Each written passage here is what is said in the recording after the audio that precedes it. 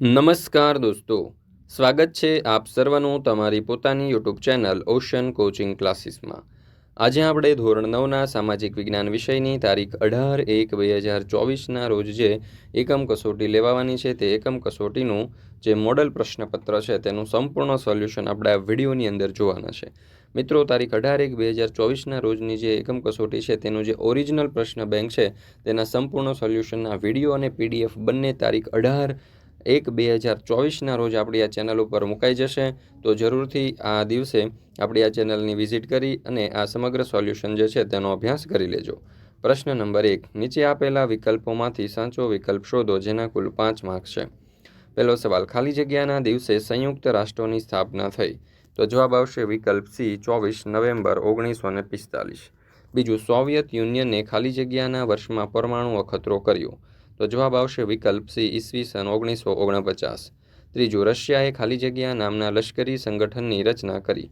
તો જવાબ આવશે વિકલ્પ બી, વોર્સ કરાર. ચોથું, ખાલી જગ્યાની કટોકટીને ઠંડા યુદ્ધના અંતના આરંભ તરીકે ઓળખવામાં આવે છે. તો જવાબ આવશે ચોથામાં વિકલ્પ બી, ક્યુબા.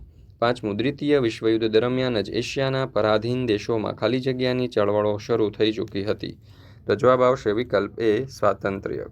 તારીખ 18/1/2024ના રોજની ધોરણ 9ની ઓરિજિનલ પ્રશ્ન બેંકના સોલ્યુશન જે છે ગણિત અને સામાજિક વિજ્ઞાન વિષયના તે આપણી ચેનલ ઉપર 18/1/2024ના રોજ મુકાઈ જશે. તો જરૂરથી આ સમગ્ર સોલ્યુશન જે છે તે આપણા એપ્લિકેશન ઉપર મુકાઈ જશે અને વોટ્સઅપ ઉપર આ સમગ્ર સોલ્યુશનની પીડીએફ જો તમારે જોઈતી હોય તો અહીંયા તમને નંબર આપવામાં આવેલો છે 7046222254 આ નંબર ઉપર તમે સંપર્ક કરી વોટ્સઅપ કરી અને સમગ્ર સોલ્યુશન છે તેની પીડીએફ મેળવી શકો છો.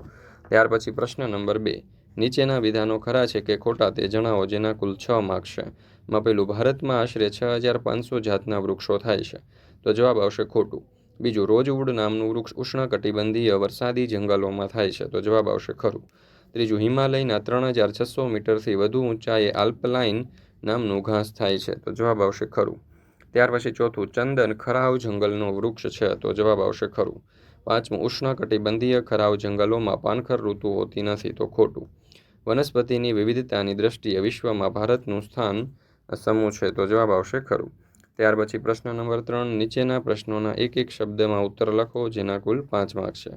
પહેલું, આખી દુનિયામાં સૌથી વધારે મતદાર ધરાવતો દેશ કયો છે. તો જવાબ આવશે ભારત.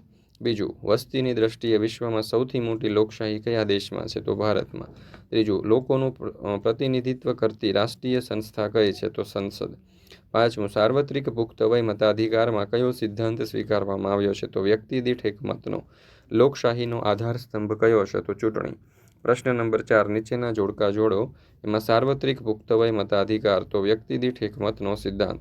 લોકશાહીનો આધાર તો ચૂંટણી. લોકમતના ઘડતરનું મુદ્રિત માધ્યમ તો દૈનિક સમાચાર પત્ર. લોકમતના ઘડતરનું વિજાણું માધ્યમ તો સંસદીય લોકશાહી. ત્યાર પછી પ્રશ્ન નંબર 5. નીચેના પારિભાષિક શબ્દોની સમજૂતી આપો જેના કુલ 5 માર્ક્સ છે. એમાં પહેલું, લોકમત. લોકમત એટલે લોકોનો મત, લોકોનો અભિપ્રાય. લોકશાહી સરકાર, લોકમત અનુસાર ચાલતી શાસન પદ્ધતિ. લોકશાહીમાં લોકમત મુજબ જ સરકારને લોકો પાસેથી સત્તા પ્રાપ્ત થાય છે. લોકમત અનુસાર જ સત્તાધારી પક્ષની સત્તા ટકી શકે છે તેમજ પુનઃ સત્તા પ્રાપ્ત કરી શકે છે. ગુપ્ત મતદાન. મતદારે કોને મત આપ્યો તે કોઈને પણ ખબર ન પડે એ રીતે કરાતા મતદાનને ગુપ્ત મતદાન કહે છે. આપણા દેશમાં સમગ્ર ચૂંટણી પ્રક્રિયામાં ગુપ્ત મતદાન પદ્ધતિ અપનાવવામાં આવી છે. ત્યાર પછી ત્રીજું છે ચૂંટણી. ચૂંટણી લોકશાહીનું મહત્વનું લક્ષણ છે. તે લોકશાહીનો આધાર સ્તંભ છે. લોકશાહીમાં ચૂંટણીઓ દ્વારા લોકો પોતાના પ્રતિનિધિઓને દેશમાં શાસન કરવાની સત્તા સોંપે છે. ચૂંટણી પંચ. ચૂંટણી પંચ એ દેશમાં સમગ્ર ચૂંટણી પ્રક્રિયાનું સંચાલન, નિયમન અને નિરીક્ષણ કરવાની એક સ્વાયત્ત અને સ્વતંત્ર સંસ્થા છે. ચૂંટણી પંચ રાષ્ટ્રપ્રમુખ, ઉપરાષ્ટ્રપ્રમુખ, સંસદ અને રાજ્યોની ધારાસભાઓની ચૂંટણીઓની વ્યવસ્થા કરે છે. ચૂંટણી અંગેની તમામ જવાબદારીઓ સંભાળે છે. ત્યાર પછી પેટા ચૂંટણી. સંસદ સભ્ય કે ધારાસભ્યના અવસાન કે રાજીનામાથી ખાલી થયેલી બેઠક ભરવા માટે કરવામાં આવતી ચૂંટણીને પેટા ચૂંટણી કહેવામાં આવે છે. દોસ્તો, ફરી મળીશું આપણે તારીખ 18/1/2024ના રોજ જે ઓરિજિનલ એકમ કસોટી છે તેના પ્રશ્ન બેંકના સંપૂર્ણ સોલ્યુશન સાથે.